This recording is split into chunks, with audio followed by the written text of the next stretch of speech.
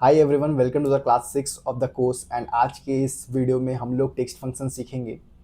अगर आपको वीडियोस अच्छी लग रही है, please write your feedback on the comment section, ताकि मुझे मोटिवेशन मिल सके और कुछ इम्प्रूव करना है मैं उस पर इम्प्रूव कर सकूं।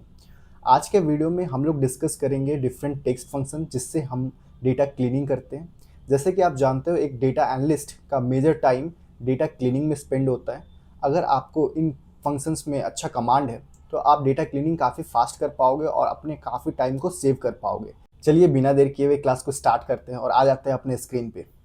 हम लोग अपने बोर्ड पे आ चुके हैं और आज हम लोग टेक्स्ट फंक्शन देखेंगे जिसमें हम लोग left, right, mid, len function जिससे हम किसी टेक्स्ट का लेंथ को कैलकुलेट करते हैं। ट्रिम फंक्शन देखेंगे, क्लीन क्या होता है ये देखेंगे, सब्स्टिट्यूट क्या होता है, फाइंड फंक्शन, सर्च फंक्शन कैसे यूज़ करते हैं, कॉनकैट कैसे यूज़ करते हैं, टेक्स्ट जॉइन का कैसे यूज़ किया जाता है, इसके अलावा एंड का यूज़ करके कैसे चीज़ों को जॉइन किया जाता है, इसको भी देखेंगे।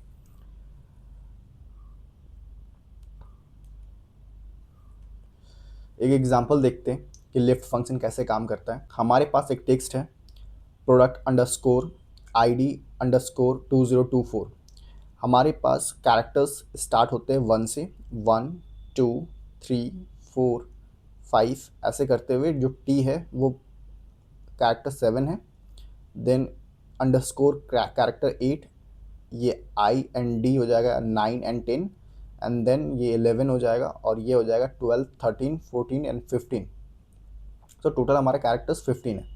मैं क्या कहता हूँ कि मुझे लेफ्ट से 7 कैरेक्टर्स एक्सट्रैक्ट करके दो, इसलिए मैं फंक्शन लिखता हूँ is equals to left B2, cell का नाम है, एंड 7 लिखता हूँ कि 7 कैरेक्टर्स मुझे आउटपुट में चाहिए। तो ये क्या करता है, मुझे लेफ्ट से 1 2 3 4 5 6 7 प्रोडक्ट को आउटपुट में एक्सट्रैक्ट कर देता है और मुझे ये आउटपुट मिल जाता है। इसी तरीके से मिड फंक्शन का यूज़ किया जाता है। मिड फंक्शंस क्या है, सबसे पहले आपसे सेल का नाम पूछेगा, उसके बाद आपका फर्स्ट कैरेक्टर्स कहाँ से स्टार्ट होना चाहिए आउटपुट के लिए वो पूछेगा, एंड देन आपको कितने कैरेक्टर्स चाहिए ये पूछेगा।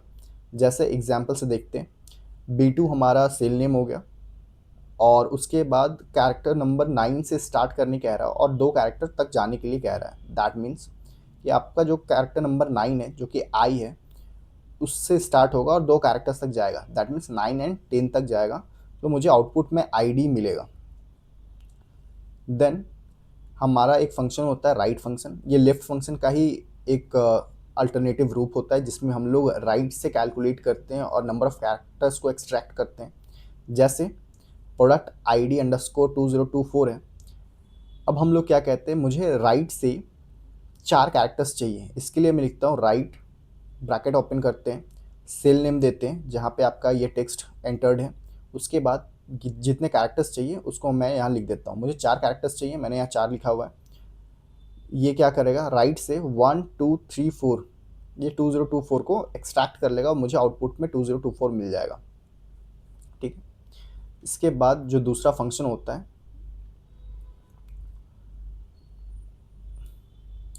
वो होता है लेन, ट्रिम एंड क्लीन। इसको डिस्कस करते हैं। लेन फंक्शन हम लोगों को लेंथ ऑफ अ टेक्स्ट बताता है। इसके लिए क्या करना होता है, इज इक्वल्स टू लेन लिखना होता है और हमें सेल का नाम को लिखना होता है। इससे क्या होता है, हमारा जो लेंथ है उस पर्टिकुलर सेल्स पे जो टेक्स्ट एंटर्ड है उसका लेंथ मुझे आउटपुट में मिल जाता है। फॉर एग्जांपल, जब मैं लेन A4 लिखता हूँ और A4 में प्रोडक्ट डैश ID लिखा हुआ है तो मुझे आउटपुट में 10 मिलता है, क्योंकि हमारे पास टोटल 10 कैरेक्टर्स हैं A4 पे। नाउ ट्रिम क्या करता है, ट्रिम हमारा एक्स्ट्रा स्पेसेस को रिमूव करने का काम आता है। जैसे कि अगर प्रोडक्ट के पहले कुछ स्पेस लगे हों, एनालिटिक्स के बाद कुछ स्पेस लगे हुए, तो ये क्या करेगा, इन दोनों स्पेसेस को हटा देगा। लेकिन अगर प्रोडक्ट एंड एनालिटिक्स के बीच में एक स्पेस हो तो वो इसको एज इट इज़ रखेगा, क्योंकि एक्सेल से कंसिडर करता है कि ये एक करेक्ट फॉर्मेट है, इसीलिए वो एक स्पेस को रिमूव नहीं करेगा। हाँ, अगर ये एक से ज़्यादा स्पेसेस होते हैं तो वो यहाँ से स्पेसेस को रिमूव कर देगा ना। क्लीन क्या करता है, क्लीन कुछ ऐसे कैरेक्टर्स जो कि नॉट प्रिंटेबल होते हैं उन्हें रिमूव कर देता है। इसको हम लोग अपने एक्सेल पे देखेंगे जब हम लोग एक्सेल पे प्रैक्टिकली क्लीन फंक्शन का यूज़ करेंगे।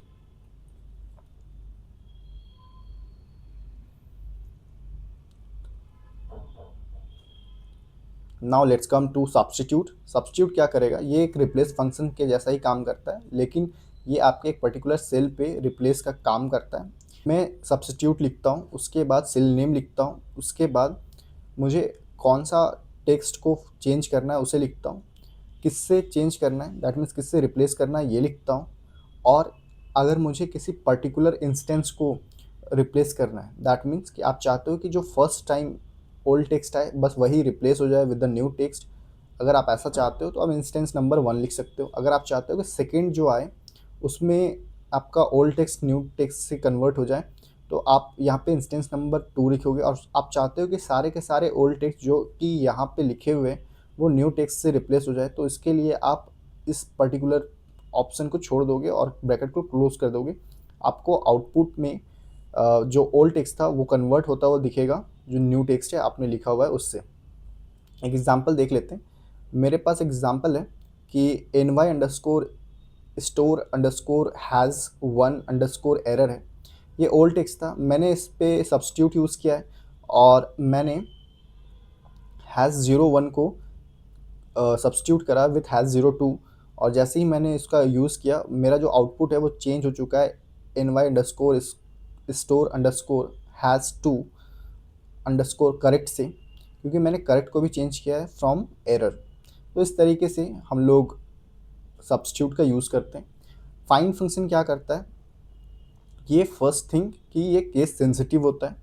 दैट मीन्स कि अगर मेरे डेटा पे कैपिटल सी ए है तो मुझे यहाँ पे फाइंड करने के लिए कैपिटल सी ए लिखना पड़ेगा, और कौन सा सेल का नाम है जहाँ से आप इसे फाइंड करना चाहते हो उसे आप यहाँ लिखते हो तो आपका ये कैरेक्टर नंबर बता देगा कि ये आपका कैरेक्टर नंबर है, जिसे हम इंडेक्स नंबर भी कह सकते हैं कि 15 कैरेक्टर नंबर और इंडेक्स नंबर पे हमारा सी ए एग्जिस्ट करता है। एंड सर्च फंक्शन क्या करता है, ये केस इनसेंसिटिव होता है। दैट मीन्स अगर आपको कैपिटल सी ए को फाइंड करना है और अगर आप स्मॉल सी ए भी लिखते हो तो आपको आउटपुट सेम मिल जाएगा। इसके बाद हम लोग देखते हैं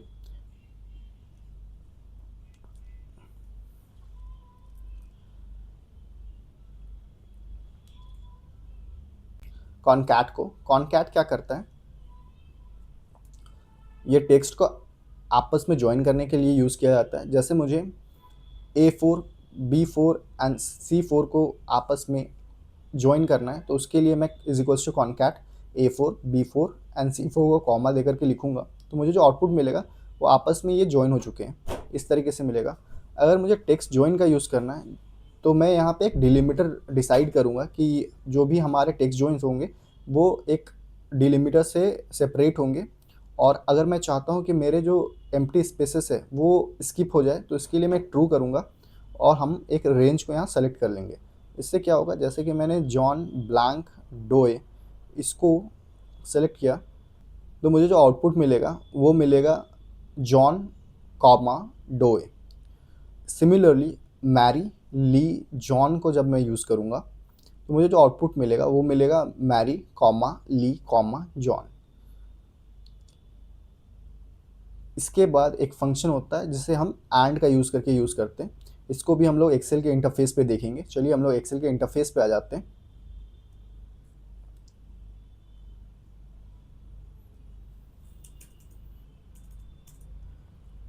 हम लोग अपने एक्सेल के इंटरफेस पे आ चुके हैं और जो भी हम लोगों ने थ्योरी पढ़ा उसको अब प्रैक्टिकली यूज़ करने का टाइम आ चुका है। सबसे पहले हम लोग देखते हैं कि हमारे पास जो फर्स्ट डेटा है जिसमें हम लोग क्या चाहते हैं कि रिमूव करना चाहते हैं स्पेसेस को एंड काउंट करना चाहते हैं लेंथ को। इसके लिए जो हम लोग फंक्शन यूज़ करेंगे वो होगा ट्रिम एंड लेंथ।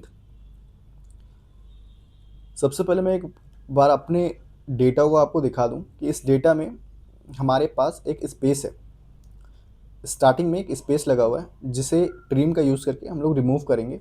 तो मैं इसके लिए is equals to trim use कर देता हूँ और टेक्स्ट को सेलेक्ट कर लेते हैं। ये हमारा डेटा ट्रिम हो चुका है। अब मुझे इस ट्रिम डेटा का लेंथ जानना है तो मैं इस ट्रिम के आगे लेन यूज़ कर देता हूँ। इससे मुझे लेंथ मिल जाए हमारे सेल B2 का, और जो हमारा लेंथ है दैट इज़ 11 है। और मुझे एक चीज़ करना है, हमें इम्प को एक्सट्रैक्ट करना है फ्रॉम दिस B2। तो मैं इसके लिए लिखता हूँ इज इक्वल्स टू लेफ्ट। हमारा जो टेक्स्ट होने वाला है वो ये है, इसको हम लोग ट्रिम के साथ यूज़ करते हैं। क्योंकि हमारे पास एक स्पेस है हमारे डेटा में, तो हम नहीं चाहते कि हमारा स्पेसेस काउंट हो जाए कैरेक्टर्स में। एंड नंबर ऑफ कैरेक्टर्स मुझे चाहिए वो है 3। ब्रैकेट को क्लोज करते हैं, एंटर करते हैं, इम हमारे आउटपुट में आ चुका है। इस तरीके से लिफ्ट फंक्शन का यूज़ करके हम लोग लिफ्ट के कैरेक्टर्स को एक्सट्रैक्ट करते हैं। अब हम लोग आ जाते हैं रो 2 पे, जिसमें हमसे बोल रहा है कि remove hidden characters and extract year. So hidden characters क्या है, यहाँ पे आप जो एक वर्टिकल रेक्टेंगल देख रहे हो that is hidden character and it should be removed. तो इसके लिए हम लोग क्लीन का यूज़ करते हैं, is equals to clean, and इसे एंटर करते हैं। आप देखोगे कि जो भी वर्टिकल रेक्टेंगल थे वो रिमूव हो चुके हैं। अब मुझे क्या एक्सट्रैक्ट करना है, इससे मुझे ईयर को एक्सट्रैक्ट करना है। इसके लिए मैं यहाँ पे राइट यूज़ करता हूँ और मुझे नंबर ऑफ कैरेक्टर्स जो यूज़ करने हैं वो 4 हो जाएंगे। तो हमने यहाँ से ईयर को एक्सट्रैक्ट कर लिया है। नाउ हमसे नेक्स्ट क्वेश्चन पूछ रहा है कि extract NY and 0 1। So NY को एक्सट्रैक्ट करने के लिए हम लोगों को मिड फंक्शन का यूज़ करना होगा और 0 1 को एक्सट्रैक्ट करने के लिए हम लोगों को राइट फंक्शन का यूज़ करना होगा। चलिए हम लोग स्टार्ट करते हैं। हम लोग लिखते हैं is equals to mid, and हमारा जो टेक्स्ट होने वाला है दैट इज दिस वन। उसके बाद स्टार्ट नंबर जो हो जाएगा, एक बार काउंट कर लेते हैं, ऑफिस हो जाएगा 1 2 3 4 5 6 अंडरस्कोर हो जाएगा 7। सो 8 कैरेक्टर से स्टार्ट करना है और 2 कैरेक्टर तक मुझे आउटपुट में चाहिए। इसको ब्रैकेट क्लोज करते हैं। NY मुझे आउटपुट में मिल चुका है और मुझे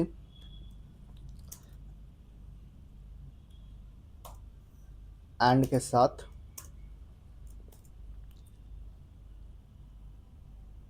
राइट से 0 1 चाहिए। तो इसके लिए मैं इसको यूज़ करता हूँ इज इक्वल्स टू राइट,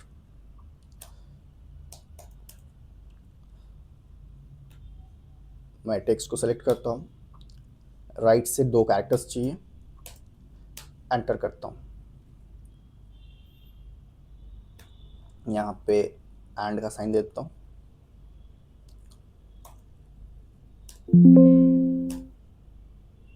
तो इस तरीके से मुझे आउटपुट पे NY 0 1 मिल चुका है।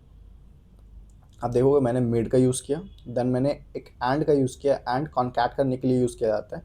फिर मैंने एक स्पेस का यूज़ किया, उसके बाद फिर से एक एंड का यूज़ किया, उसके बाद मैंने राइट फंक्शन का यूज़ किया और मैंने टेक्स्ट से 2 कैरेक्टर्स को एक्सट्रैक्ट करा। इसके बाद हम लोग आ जाते हैं नेक्स्ट क्वेश्चन पे। ये कह रहा है कि चेंज एरर टू फिक्स्ड, जहाँ एरर लिखा हुआ है उसे फिक्स से सब्स्टिट्यूट करना है। तो इसके लिए हम लोग सब्स्टिट्यूट फंक्शन का यूज़ करते हैं। सब्स्टिट्यूट हमारा जो ओल्ड फंक्शन है दिस वन, हम क्या चाहते हैं कि इसमें जो एरर लिखा हुआ है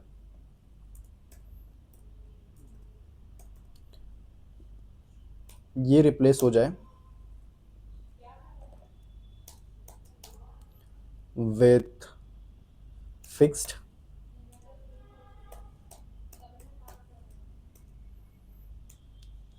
और इंस्टेंस नंबर हम लोग ऐसा नहीं चाहते कि वो जो फर्स्ट एरर आए बस उसको फिक्स्ड में चेंज करें। इसीलिए मैं यहाँ पे कुछ भी इंस्टेंस नंबर नहीं देता हूँ, ब्रैकेट को क्लोज करके एंटर कर देता हूँ। तो आप देखोगे कि हमें जो आउटपुट चाहिए था वो मुझे मिल चुका है। नेक्स्ट क्वेश्चन है year underscore 2025 underscore 2 underscore 2025 underscore 5 underscore 2025 है। मैं इसको इंस्टेंस नंबर का कॉन्सेप्ट आपको सिखाने के लिए मैंने इसको ऐड किया हुआ है। मैं एक बार इसको यूज़ करता हूँ, इज इक्वल्स टू सब्स्टिट्यूट का यूज़ करता हूँ और मैं 2025 को 2026 में सब्स्टिट्यूट का यूज़ करके चेंज करता हूँ।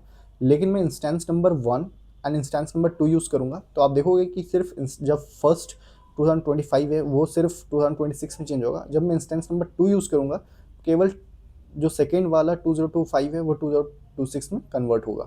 तो मैं यहाँ पे सबसे पहले टेक्स्ट को सेलेक्ट कर लेता हूँ। उसके बाद ओल्ड टेक्स्ट मेरे लिए हो जाएगा 2025। उसके बाद इसको कन्वर्ट करना है विद 2026 और इंस्टेंस नंबर हो जाएगा हमारे लिए 1। मैं चाहता हूँ कि जो फर्स्ट इंस्टेंस में आए 2025 बस वो कन्वर्ट हो जाए 2026 पे। आप देखोगे कि जो हमारा फर्स्ट 2025 है वो 2026 में कन्वर्ट हो चुका है, बट बाकी 2025 में कोई भी चेंजेस नहीं हुए। सिमिलरली इस फंक्शन में मैं 1 के जगह में इंस्टेंस नंबर 2 कर देता हूँ तो इससे क्या होगा, 2025 जो फर्स्ट है वो चेंज नहीं होगा, जो सेकेंड 2025 है वो 2026 से चेंज हो जाएगा। सो आप देखोगे आउटपुट में हमारा जो सेकेंड 2025 है वो 2026 बन चुका है। नाउ नेक्स्ट क्वेश्चन मुझसे पूछता है कि find the position of dash. तो इसके लिए क्या करते हैं, इज इक्वल्स टू फाइंड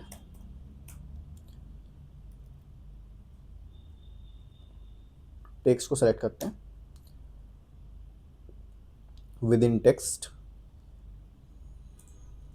सो मैं फाइंड करना चाहता हूँ डैश को, और हमारा जो टेक्स्ट होने वाला है वो ये होने वाला है। मैं इसको एंटर करता हूँ। ये बोल रहा है कि आपका जो फर्स्ट डैश यूज़ हुआ है वो कैरेक्टर नंबर 6 पे आया है। मैं एक बार चेक कर लेता हूँ। I is character number 1, D is 2, semicolon is 3, T is 4, X is 5 and then dash is 6। Correct है। अब मैं सर्च का यूज़ करके सेम आउटपुट लाने के लिए काम करता हूँ। मैं एक सर्च टाइप करता हूँ और उसके बाद मुझे क्या सर्च करना है, मुझे डैश फाइंड आउट करना है। हमारा जो टेक्स्ट है वो होने वाला है दिस वन। मैं एंटर करता हूँ, अगेन मुझे 6 आउटपुट मिल जाएगा। इस तरीके से हम लोग सर्च या फाइंड का यूज़ करते हैं to get the character number और index number of a text. इसके बाद हमें कॉनकैट या फिर टेक्स्ट जॉइन का यूज़ करना है टू ऐड दिस। अब सबसे पहले जब हम लोगों को कॉनकैट का यूज़ करना है तो इसे मुझे 3 अलग अलग सेल्स में स्प्लिट करना पड़ेगा। इसके लिए मैं टेक्स्ट स्प्लिट का यूज़ करता हूँ, is equals to text split. मैं इसे स्प्लिट करना चाहता हूँ और हमारा जो डिलिमीटर होने वाला है वो होने वाला है कॉमा, और एंटर कर देते हैं। आप देखोगे हमारे जो नेम थे वो अलग हो चुके हैं और मुझे इस फॉर्मेट में आउटपुट चाहिए। तो मैं इसके लिए इज इक्वल्स टू जॉन लिखता हूँ, एंड लिखता हूँ, उसके बाद एक हाइफन का साइन देता हूँ,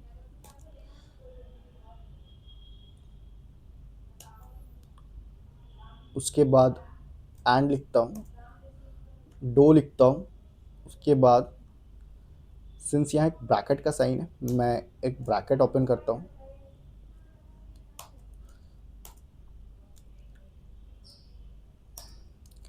और उसके बाद एंड लिख करके सेल्स को सेलेक्ट कर लेता हूँ। देन अगेन एंड होगा और ब्रैकेट को क्लोज कर देता हूँ, एंटर करता हूँ। ये कह रहा है कि आपने इसके बाद एंड का यूज़ नहीं किया है।